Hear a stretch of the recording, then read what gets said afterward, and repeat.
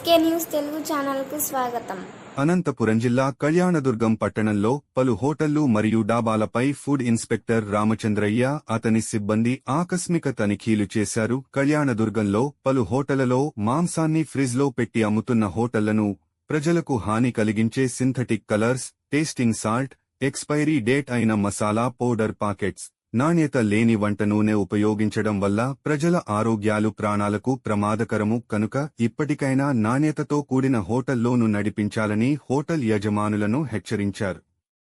పలు హోటల్లోని తయారు చేసిన వంటలను శాంపిల్స్ కోసం ల్యాబ్ పంపించడం జరిగిందన్నారు. లైసెన్స్ తీసుకుని హోటళ్లు నడపాలని అధికారులు చెబుతున్న ఒక్క హోటల్కు కూడా లైసెన్సులు లేకుండా రన్ చేస్తున్నటువంటి హోటల్ యజమానులకు ప్రస్తుతం నోటీసులు ఇవ్వడం జరిగింది. కనీసం 3 నెలలకు ఒకసారి అయినా ఇలాంటి తనిఖీలు చేస్తే ఉపయోగం ఉంటుందని స్థానికులు కొనియాడుతున్నారు. ఏ హోటల్లో చూసినా పరిశుభ్రత పాటించకుండా అపరిశుభ్రంగా ఉంచడం, ఈగలు, దోమలు పలు వంటకాల్లో పడుతుండటంతో కస్టమర్లు హోటల్ యజమానులకు చెప్పినా అప్పటికి సర్ది చెప్పి వేరే ఐటెం చిపంపుతున్నటువంటి వైనం ఇప్పటికైనా ప్రజల ఆరోగ్యాలను, ప్రాణాలను దృష్టిలో పెట్టుకుని హోటళ్లు నడపాలని అధికారులు సూచించారు. లేనిచో లైసెన్సులు లేకుండా అపరిశుభ్రంగా ఉన్న హోటళ్లను సీజ్ చేస్తామని హోటళ్ల యజమానులను హెచ్చరించిన ఫుడ్ ఇన్స్పెక్టర్ రామచంద్రయ్య.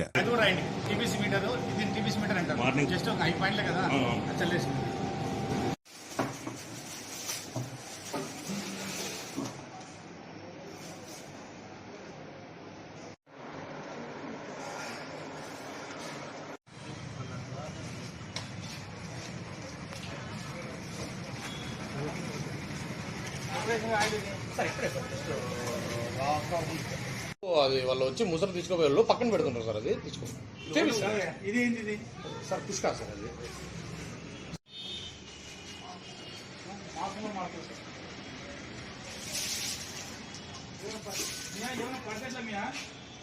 సార్ లేదు సార్. నువ్వు కౌంటర్లో ఉంటావు, ఉంటారు సార్. సార్ లోపల కూడా మాస్టర్ కూడా మేమే సార్, మేమే వంట చేసుకుంటాం సార్. చేయించుకుంటాం సార్.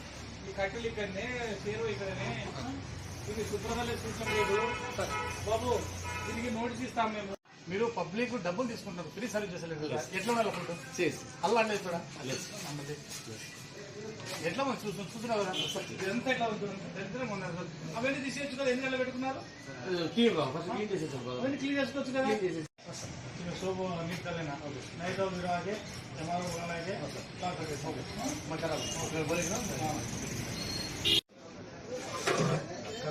బిర్యానీ శాంపుల్ తీసుకురా. బిర్యానీ శాంపుల్